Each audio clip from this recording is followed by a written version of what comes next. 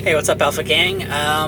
This is going to be a quick video. I just thought I'd film it because there's some questions in a forum that I'm a part of, and they're wondering how to change your Celsius to Fahrenheit or Fahrenheit to Celsius on your heat or your temperature settings. So I'm just going to quickly show you. This is on a 2014 Hyundai Genesis BK2, just to let you know. So anyways, you'll see this is what we're trying to adjust, the -9 or Celsius, of course. So all you have to do is this auto and off button that I have on here. You're just going to hold these down at the same time. Just push them down at the same time until this changes. So I'm going to hold them and you'll watch it change. There you go, 15 degrees Fahrenheit. And then to change them back, same thing. Just hit auto and off.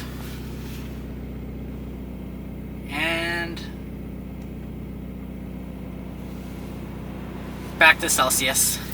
So that's it. So hope this helped you out. I know there's a bit of confusion before on how to do that, but there you go. So I'll talk to you next time. See you later. Peace.